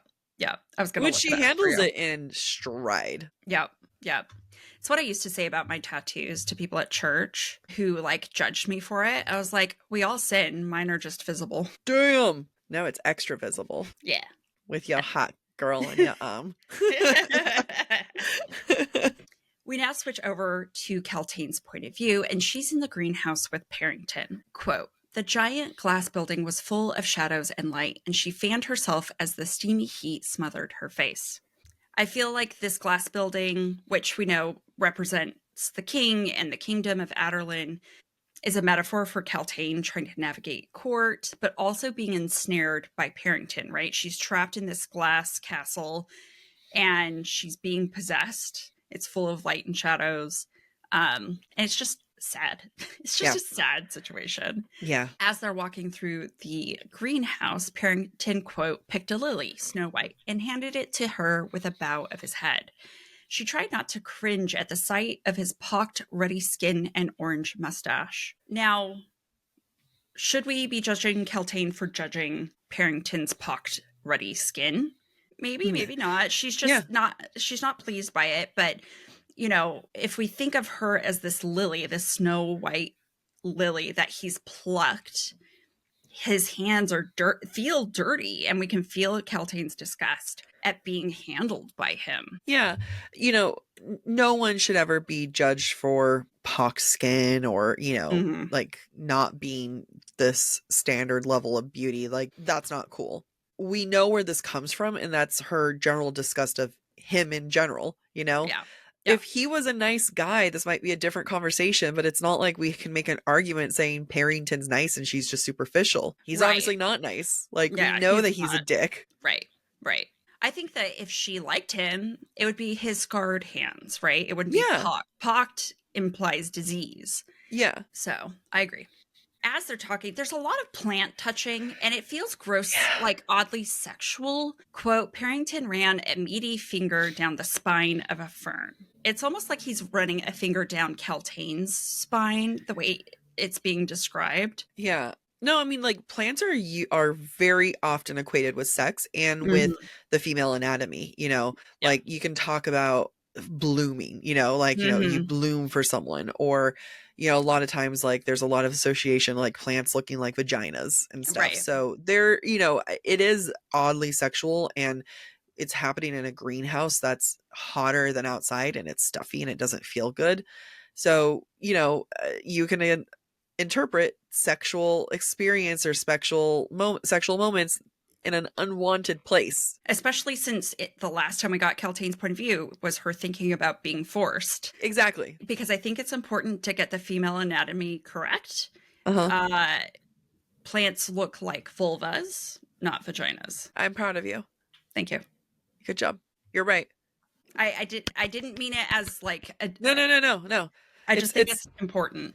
I think it's all right. We recently discovered, okay, let me rephrase that. I recently discovered in therapy that I say edamame incorrectly, which then led to a conversation of me texting Amy being like, did you know this? Am I just been saying it wrong? And your response was, yeah, I've corrected you. And I eventually gave up. And then followed up with, would you like me to tell you about the other words? I was like, I said, do you want me to correct you when these things, things like this happen? Implying that there's other ones, and you were like, would you like the list? I did not say it. Let me pull out my Excel PowerPoint sheet here so I can tell you all the things. The thing is, I know you're not wrong. I say things wrong too. I know. It was just funny. I want to continue the quote that we have here. And again, it's probably in Breadcrumbs, but I'm bringing this back because I'm going to fucking fight for her this. I'm going to fight for the Caltain. Quote, the black ring on his finger pulsed and her head gave a throb of pain in response. I noticed him too. The girl, she's troublesome, isn't she? He's literally putting thoughts in her head and manipulating her. This is the pain every time she's getting a headache. That is manipulation. That is not her thoughts. There was another listener. I am so sorry. I'm putting listeners on blast. But they're like, oh, well, Caltain eventually tries to kill her. And I'm like, when she's possessed? Yeah. When she's... We no longer have Caltain. This is not Caltain. This is a young woman who's being possessed and manipulated. Can we also talk about the fact that the manipulation causes pain? It doesn't cause pleasure. Like, why does it have to be pain? Right? Like, hey, here's the thing. If I'm going to be manipulated and or some kind of like, I don't want to say possessed because like, I know I'm too scared to call anything in like that, but like any kind of manipulation and it's going to impact things, I would like to have like a little jolt of pleasure. Yeah. Ooh. Yeah, if you're going to manipulate me and I'm going to give in to you, make it fun for me, please. Yeah. Make things tingle. Nothing dirty, Amy. Like a nice scalp massage. We were just talking about female anatomy. I don't know what you expect from me. I am but an innocent rose in this conversation. Okay. Speaking of roses, Caltain mirrors Parrington's action. You know, he's just run a finger down a fern. Caltain mirrors the action after she's learned that Lady Lillian is in fact Selena Sardathian. Quote, she examined a rose bush and traced a long nail along the curve of a thorn. Again, sexual. It makes me think penis, but it also makes me think that if the white lily plucked by Parrington was who she was before Parrington possessed her, essentially, she has now become this rose that, she's beautiful on the outside, but she's got this thorn. She's going to become a weapon, essentially. I mean, I also would like to point out that it's a mirroring of actions, right? Like it's that showing a manipulation. He did like a physical movement he tingled her brain in a bad way, and now she's mirroring his actions. It's almost like he's testing her to see how much he's going to mimic what he's saying and doing. Yeah, that's a great point. Parrington then tells Caltaine the truth about Selena, but says no one else knows and that she needs to keep it to herself and she needs to help kill her. It's kind of like the same thing that like we should be teaching kids of like, hey, adults don't need your help. So if an adult is asking for your help, you shouldn't trust them because a lot of times that's how predators get kids. Yeah. It's the same thing here of like, hey, lady of the court that doesn't really do anything. I don't think this duke needs your help killing someone. Nope. I don't think that requires you. But sure, let's keep blaming Caltaine. I'm such a dick, but not to her. Just to the people that listen. I'm so sorry. Have we addressed internalized misogyny yet? No? Okay, we'll save that for later. Me too. I think I hated Caltaine too. It wasn't until this analysis that I was like, oh, shit, have I been judging her because of Selena's own internalized misogyny, which has been systematically put into women throughout the dawn of time, basically, which makes us compete with one another in non-healthy ways, ultimately for the attention of men. Yeah. Welcome to my TED Talk. It was very passionate. Thank you. That wasn't a compliment. No, I mean, it was. No, I said thank you, and I was like, shit, that was not like a... And you weren't judging me. I was judging me. Anyway, Caltaine pushes, though, because he was like, what if you kill her? And she was like, I don't know if I should be the one to kill her. Like, hey, maybe Cain, the one who can do it in a reasonable way and is much stronger than me and is actually fighting her, maybe he should be the one to kill her. And so she pushes it. And the second that she pushes it, the very next line, quote, her head gave a sharp, intense throb that echoed through her body. Maybe drugging her might be easier. So she pushed against Duke Parrington. Super intense pain happens. So the second she tries to do, again, we won't even say the right thing because she's still like entertaining this idea of killing her. She gets punished with her thoughts, right? With her headaches. We're literally seeing Parrington plant thoughts in her head by manipulating desires that started out innocent enough. The innocent desires is, I would like to be with Dorian. He is a hot prince. I can be free from this nasty ass man. But then it turns into this, quote, this is Duke Parrington saying this to her. Don't you want to help Dorian once he's free of her? And then we have in italics, it says, then he'll be mine. He'll be mine as he should be. But to kill for it, he'll be mine. Why are these italicized? I mean, because it's like third person and now we're getting first person. But like, why is that happening? Because these are thoughts that he is putting inside of her. You know what this makes me think of? This makes me think of a dog with a shock collar. Every time they bark, they get shocked. Yeah. It's the same thing. Like, yep. It's not great. No, I'm so sad. Continue. Once Caltaine is under full sway and is on board for helping Parrington gives Caltaine, quote, a broad smile that made her instincts tell her to run and never look back. But all her mind could see was a crown and throne and the prince who would sit by her side. So, I hope we've convinced you, at least up until this point, that Caltaine is not entirely herself. So that begs the question, how much of Caltaine's ambition that we've seen to be with Dorian has truly been her own? Maybe in some sense there is, but this idea of he'll be mine, as he should be. He's going to be on a throne with a crown and next to me. That feels planted, especially when it's followed after the pain of the possession. Absolutely. You know, and the fact that you brought it up to our attention early on that she's had a headache from the second we see her in this book. We can't figure out what is real. Her wanting to be with the attractive prince that would give her some freedom from what she's trapped in, I think is a very real desire from her. The rest of it, that's a lot. And you can't tell me that Parrington hasn't picked up what she's put down, that she is like staring at Dorian longingly. And he's like, I too hate Lillian. And she's like, yes, that's what I'm looking at. He knows what's up. Like, he's not an idiot. Yeah. So, which means he's letting her play along with this whole idea of like, oh, he doesn't know that I want the prince. Yeah. Well, why does Parrington want her to not know that he knows that she wants the prince? Because maybe he's influencing her. I really, really hope people walked away from this episode either slightly more annoyed at us or I don't want people to be annoyed at us, but just send a note. If we changed your mind about Caltaine, please tell me, because we've got more notes about being like too nice with her. But Oh, really? Oh, yeah, well, I'll fight for her. yeah. I mean, I won't back down about Dorian being an asshole, Yeah.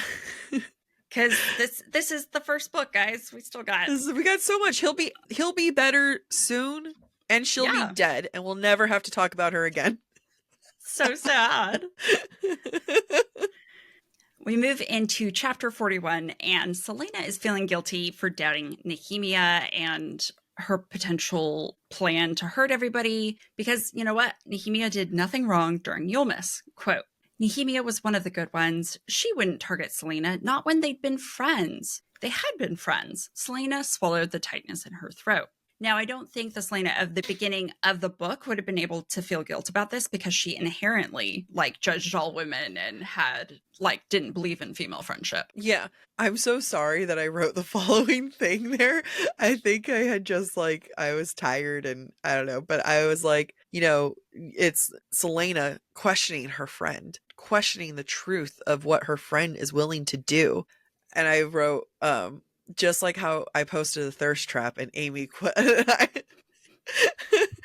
so I posted this thirst trap on my personal Instagram. Go check it out. If you're there from this podcast episode, go leave a microphone in the comments. But joking. But I showed Amy and I was like, yeah, I looked good. And you're like, you looked great. And I said, I didn't edit it, joking. And Amy was like, no, I looked.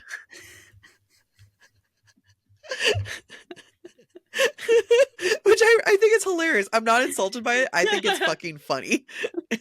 I look at, I mean, you look at everyone. I look to see who edits what and judge them for their editing. Yeah, which I didn't edit, but it just was the funniest thing. You said it so casually. It's not that you did it, it's the level of casualness that I thought was the funny. I didn't edit. I know, I looked. I thought it was funny. I'm not insulted at it at all. As long as you're not insulted, that's great. No. I think there's a lot more to be insulted by. It's like squirrel nuts. Yeah. I don't know what episode that is, but go listen to the archive. I think it's a post season 2 episode. Something. Yeah. I think it was an Ask Me Anything or something. Despite feeling guilty for doubting Nehemia, Selena doesn't totally think Nehemia is innocent either, and on some level continues to doubt her. Quote, but Nehemia, how could her friend do such a thing? Why did she need the champion's strength? How could she keep everything hidden so well? Selena in this moment is being a lot like Hale, unable to fully trust Nehemia. And I just had to know, of course, Selena not only doubts her only female friend, but also doubts the only person of color. And, it just feels like inherent racism and misogyny. Why aren't we doubting the men? Always doubt the men. Always doubt the men first before. Usually you'll be right. No, I think I'm happy that you pointed out inherent racism and internalized misogyny in there. Look, was Nehemia creepy as hell sitting in the library in the dark? Yes. I will forever be creeped out by that. However, this is going to be a criticism of SJM at this point. This is what we get when you don't have a full diverse cast. And this is what you get. Yes, we can analyze Selena, but this is also us calling out SJM for doing this to the only person of color in this cast right now. Yeah. And I'm going to continue the quote, which I think is on the same page.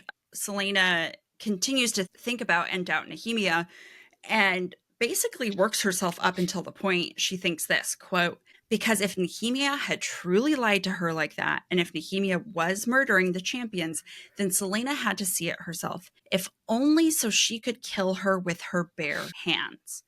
Bare hands, like strangulation, that is something a person does when they feel betrayed, when they need to get revenge. They want to feel the life drain out of their victim. No, it's personal. It's a very personal, intimate way of killing someone. And that's extremely violent. It's a level of violence we really haven't seen from Selena up until this point, except for in Endovier when she gutted the men who had raped the one. Yeah, but we didn't really even see that. It was just more of a reference. Right. Yeah, exactly.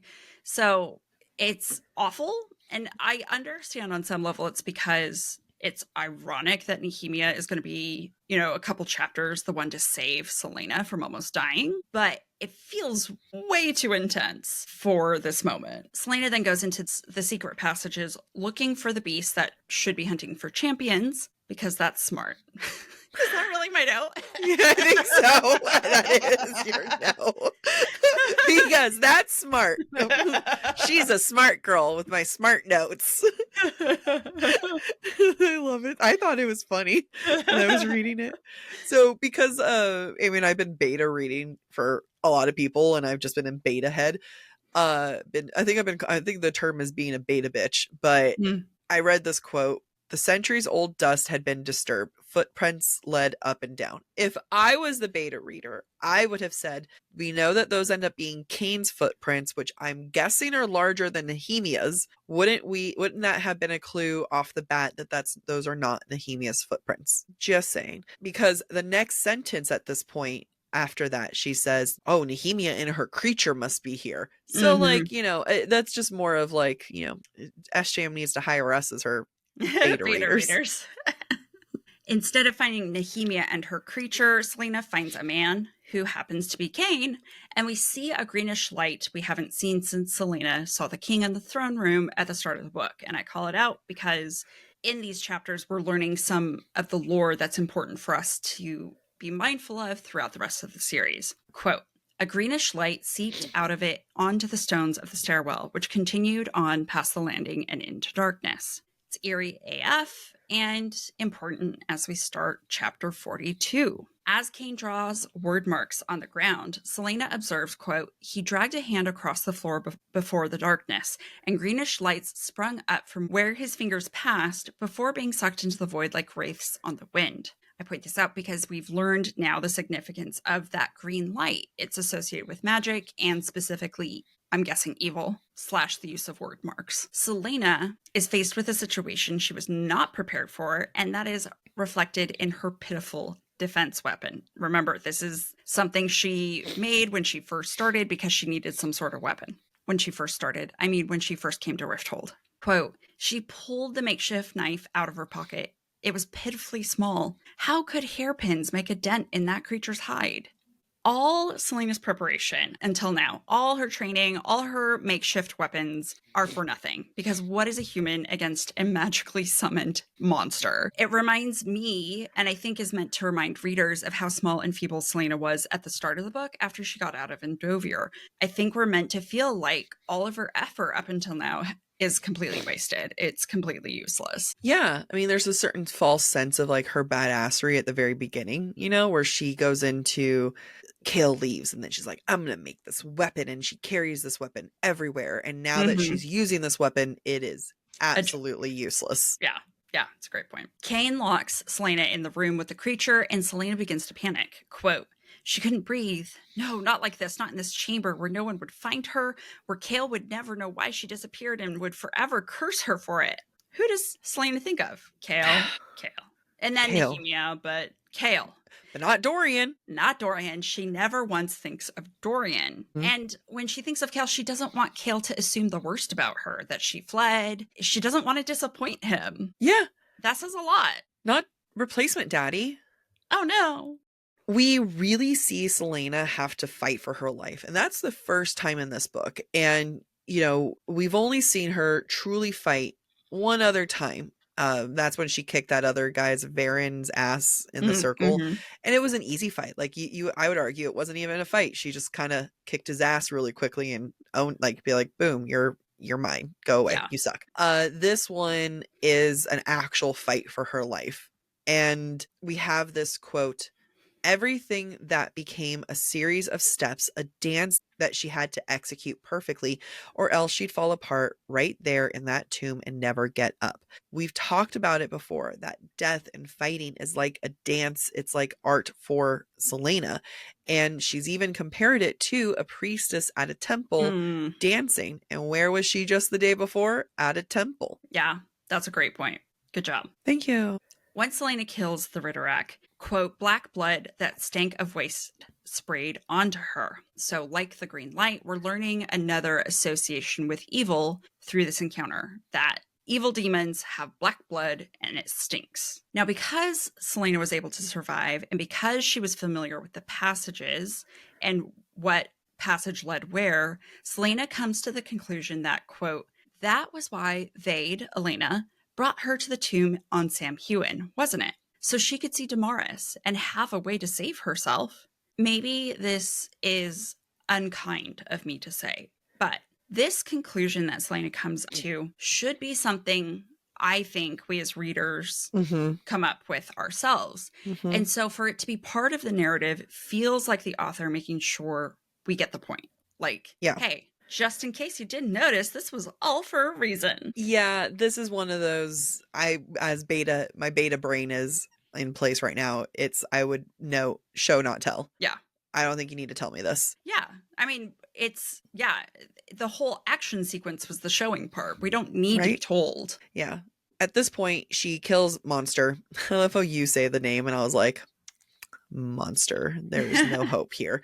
And I really like this imagery. Quote, she left the creature where it lay in a crumpled heap atop the piles of jewels.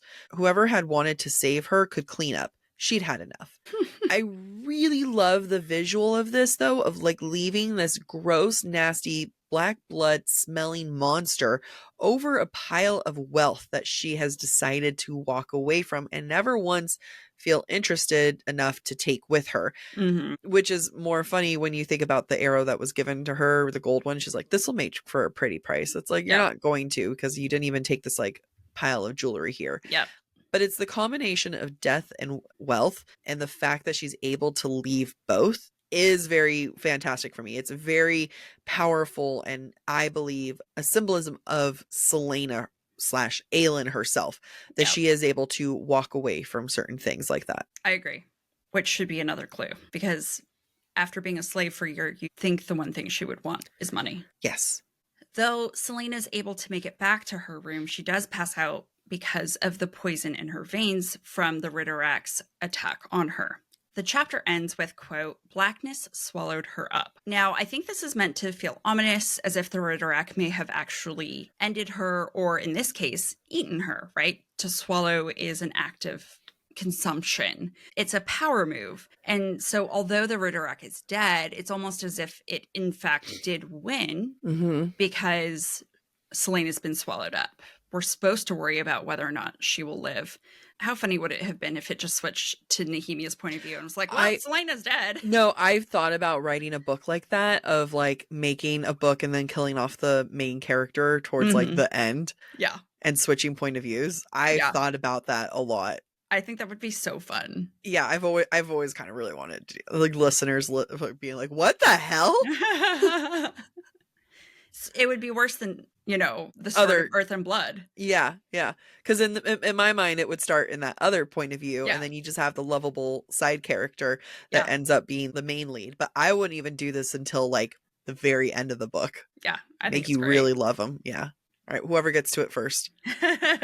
In chapter 43, Selena wakes up and she's been healed by Nehemia and essentially saved from dying. Selena decides to shed the identity of Lady Lillian and reveals but her history as Adderlin's greatest assassin to Nehemia. Now, she feels judged by Nehemia for agreeing to participate in the competition for her freedom in order to get out of Endovier. She says to Nehemia, quote, before you start lecturing me on my morality or before you run away and hide behind your bodyguards, just know that there's not a moment that goes by when I don't wonder what it will be like to kill for him, the man who destroyed everything that I love. For two women who are very, very similar, though Nehemia doesn't necessarily know it, in this moment, Selena and Nehemia feel as far apart as they possibly could, right? And I think that is what Selena's trying to achieve. Nehemia still gets to be royal. She still gets to be protected. She still has support of people and rebels. And Selena's on her own. She has to beg, borrow, and steal just to be free. Yeah. I love this moment between them, because I feel like Selena gets to truly be herself, and that herself is something that she can't even be open to about Dorian and Kale, though. Like, you think I don't think about this man and killing for him? Are you? And there's a certain violence in the way that she's talking about it, right? And she's able to open up to Nehemia, which I love it. Like, we should open our violent tendencies to other women. We should be honest about it. But there's an intimacy within the confession and with the joint violence, we'll say. Yeah. It alluded to violence. There's nothing actually happening just yet. Because Celaena didn't die at the mines and spent time with Nehemia's people, Nehemia's like, you know what? I got a great idea. I'm going to give you a name. Quote, the princess traced a mark on her hand, her fingers pressing into Celaena's skin. You bear many names, and so I shall name you as well. Her hand rose to Celaena's forehead, and she drew an invisible mark. I name you Elentia. She kissed the assassin's brow. I give you this name to use with honor, to use when others' names grow too heavy. I name you Elentia, spirit that could never be broken. There's a lot to unpack, and I genuinely don't know how I feel like about someone naming someone else like that. Mm-hmm. But I think there is a beauty that another woman is naming her, and there's a freedom to that. So I will allow it. Also, I feel like best friends should be allowed to name their best friends. Christy, you okay there? As you have your eyes closed. I'm fine, Brittany. It's fine. Yeah, I'd rather that than Jackie, so that's all good. It's true. Yeah, but like I still am not like, I'll allow it because it's like there's a power to women and the femininity and giving names to other women, but I just think she's done with the names. I think we don't need any more. Yeah. Actually, this made me remember the child at the temple touched Celaena's forehead when she handed over the arrow. And if, as Jac argued, the child was Celaena's younger self. Yeah. Celaena's younger self essentially was naming Celaena as she was offering her the arrow, right? Yeah. Yeah. And so we get to see this kind of cycle of, and I think it's a breadcrumb without us realizing it, that Celaena has more than just Celaena in her back pocket. Yeah, and it's just sad because that means like she can't even tell Nehemia another identity about herself. Yeah. Like she's still not being honest about that. So yeah. Like there's more sadness to me with this name than there is like a liberation of sorts. Yeah, I agree. And I think that's captured in the description that follows. Quote, Celaena could feel the name fall upon her like a shimmering veil. Maybe it's meant to be comforting, right? Because Celaena, as an assassin, likes to hide, and being covered in a veil feels like an opportunity to hide. But it also feels like wedding related or ritual related, religious. It also feels like a shroud, like when you're in mourning. Like there's, I feel like there's a lot of impact this could have, and I'm not sure what it is. Which one of those it is. Yeah. I mean, and if you were to go with like the wedding veil, is there like a promise that Nehemia's kind of made Celaena promise her? You know what I mean? Like that's like, she didn't ask for a new name. She didn't ask to be honored this way, but or to promise you anything. Right. So, there's I reserve the right to feel about it later differently, however I choose to feel. I don't know. Yeah.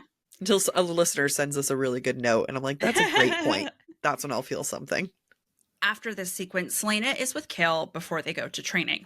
When Chaol makes fun of Fleetfoot, Celaena pushes back because, just like, oh, he was whining or she was whining before you left. Chaol's attitude is explained when he tells Celaena, quote, I never had a pet. I never wanted one. If Celaena's a dog and he's not ready for her, he doesn't want a pet, he never wanted one, it's indicative of how closed off he is in general. And in some ways, a rejection of Celaena herself. Yeah. And the fact that, like, you can say that women in general are dogs because then Dorian has been surrounded by dogs, right? And Dorian breeds dogs just like he sleeps with a bunch of women, and Chaol does neither. He's neither surrounded nor breeding. Yeah. Now, Celaena is intimately aware of how Chaol is closed off and how that translates to him maybe not being very trustworthy or trusting her, like mutually. Quote, while he might trust her enough to leave her alone with Dorian, knowing that she had access to an unguarded escape route was a test she wasn't ready to give Chaol. Now, I bring this up because Celaena kind of wants to tell him about this secret or the passages and whatnot, but realizes she can't divulge this entirely because she doesn't trust him to not close it all off. And that, I think, is something we have to come to understand about Selena because it's going to be important in future books. Selena has to test those she loves to determine if they're trustworthy. Nehemia has just been tested, right? Nehemia was tested. She was found worthy. And therefore, Selena told her that she is Selena Sardathian. However, at this time, and rightly so, she's not sure that Cale can be tested and that he would pass. Absolutely. And so she has to keep that information from him. Yeah. Their last scene and interaction in this chapter is both endearing and sad because they're kind of back to their normal ways. You know, Cale is like, "So did you have fun with Dorian?" And she's like, "I saw him yesterday." Kind of like she's, she was too busy being attacked. She doesn't care about it. Yeah. And then did he dance with anyone? So like they're both of them are kind of not really willing to say anything that they want to say.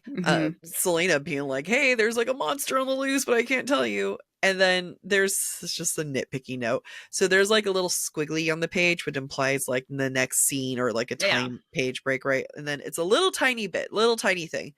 But she only uses he and then him, the SJM in there. He was laughing with her, and I was, if it was me, being like, you have a new scene, you need to say Cale first. Yeah, so that I know. We need to clarify who it is. Yeah, my beta brain is baiting hard. Yeah. All right, let's get to Breadcrumbs and Broomsticks. Woo! In chapter 37 at Temple, the high priestess has, quote, an 8-pointed star was tattooed upon her brow in a shade of blue that matched her gown, its sharp lines extending to her hairline. Starborn connection, worshipping of Starborns. I got the Ianthe vibes from her with the crescent moons. Yep. All the above. Still in chapter 37, we learn that Yulmus, quote, is the day on which the great goddess gave birth to her firstborn, Lumus, Lord of the Gods. With his birth, love was brought to Aurelia, and it banished the chaos that arose from the gates of Word. Now, despite its connection to what we think of as Christmas, this is lore we're not familiar with, that we haven't seen in other places in the Massverse, and the chaos that arises from the gates of Word could be Valg or Asteri related, and I'm curious to see if it ever comes up again. Yep. While at Temple, a child dressed as, quote, Deanna, goddess of the hunt and maidens, approached her. As we talked about it, Selena gets a little nervous about that, but it's a call to, a little hint to what's going to happen between her and Deanna later. Yep. In chapter 39, Dorian, after spending the Yulmus ball with Selena and then after kissing her, quote, he had leapt from the cliff. He could only wait for the net. Except he doesn't understand about how far he's about to fall. Yeah, absolutely. In chapter 43, after Selena has told Nehemia her identity and why she is in Rifthold, Nehemia gives Selena a blessing. Quote, you bear many names, so I shall name you as well. What we don't know as first-time readers, but what Nehemia sees, is that Selena Sardathian has another name, Aelin Ashriver Galathinius. Such a great name.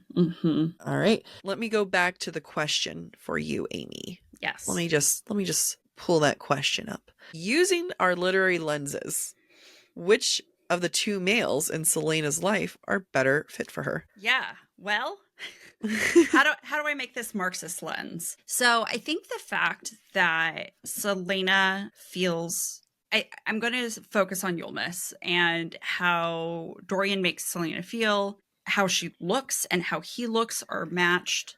They're both wearing gray. She looks like a princess. She feels like an equal after spending all that time with him. And from a power perspective, I think that's really important, that Selena doesn't feel necessarily beholden to him or he to her, but that he is capable of treating her as an equal. I think that would indicate, as compared to Cale, who is positioning himself below Selena, right? Especially with the balcony scene, he believes himself to be inferior, and he puts himself in positions that are inferior to the princess heir that she has. So from a power perspective, I think I go with Dorian. I'm going to go with a power perspective and talk about why not Dorian. So Dorian, as we've established, is an absolute, he has control of herself, of her name, of her food, of her safety, of her shelter.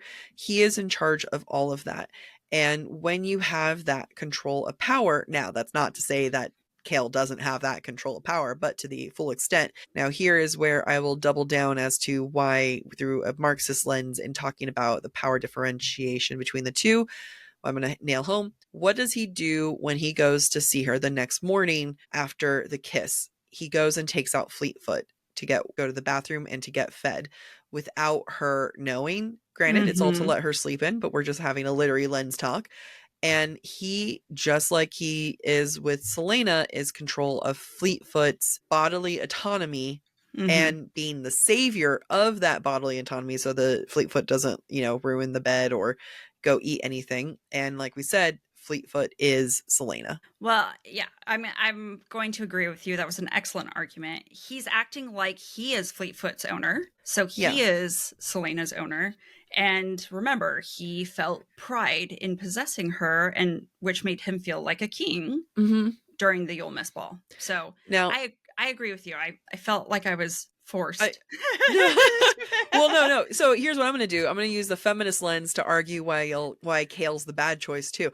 Basically, we should have argue why they're the wrong choices for all the actual choices. Wrong choices. Yeah. So let me use the feminist lens to argue why Chaol is the wrong choice. So we talked early on about Celaena being a balance between the femininity and the masculine, talking about how she is both able to be an assassin, but also embrace the femininity and using the femininity to her strengths as an assassin. Every time that Celaena has tried to get Chaol's approval, or has actually gotten Chaol's approval, is while she is embracing the femininity. Let me use an example of when she did not reach Chaol's approval, was during one of the trials, and she threw herself off the cliff or the balcony to go save Nox, and he was not impressed with her. Every time that she is embracing the quote unquote masculine and as the assassin, he is only seeing her as a threat, every time of reminding himself that she is dangerous. Yeah, I mean, I completely agree with you. I'm trying to think if I could find a way to argue the opposite with the feminist lens. Yes. Okay, so with the feminist lens, here's how I'd argue it. Go ahead. Chaol is the only one that looks at Celaena and knows that she owns herself. Especially in this novel, we assume traditional heteronormative perspectives, especially from, like, let's say a medieval point of view. Men owned the women, right? Your father owns you until you're married, and then it's your husband who owns you. So for Chaol to recognize the independence in her is against the norm. For gender roles. Okay. Can I continue off of arguing why he's the better choice from the feminist lens? Yes. We've talked about him being a replacement Arobin. Arobin was the one who forced the quote unquote masculine assassin onto Celaena. And this was a role that has only ever been something that was forced upon her, forced to cause death. Nothing that she's ever wanted, and has only continued to cause pain in her life.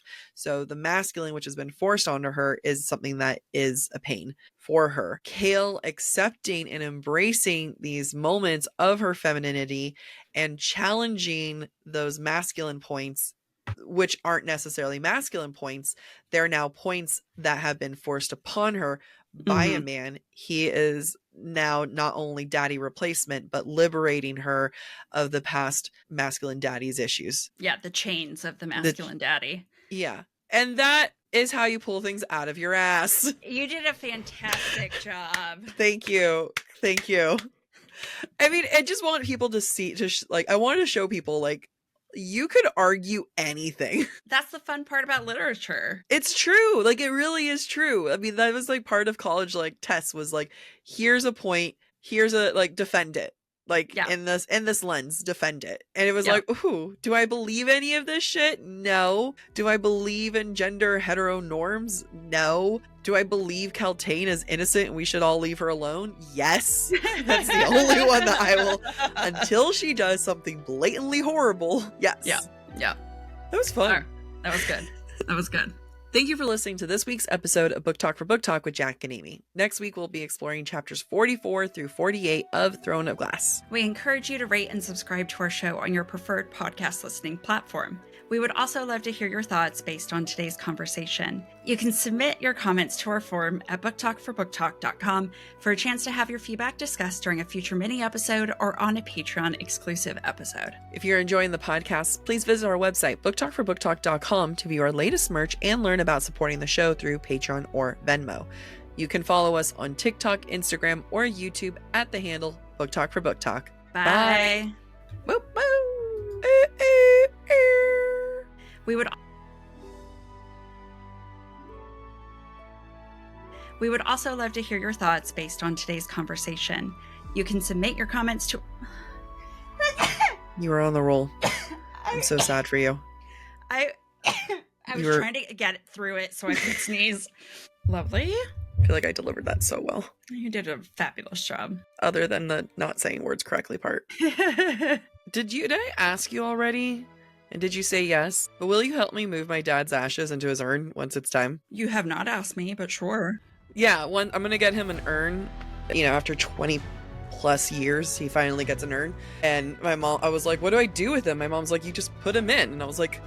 Because they're in a bag, right? Yeah, but gross. Yeah. I was like, they're ashes. And I'm like, she was like, she did it with grandma and grandpa. And I'm like, I don't... Technically, it's like hazardous. Well, we're going to wear masks. Right, and gloves. And gloves. And do it in the bathroom where it's easy to bleach if we need to. Yeah, we'll do it in my bathroom. Yeah. So, yeah. Just know that that's probably in your future in the next couple months is to help me. Got it. Best friends help put dads in urns after many years. I can do that.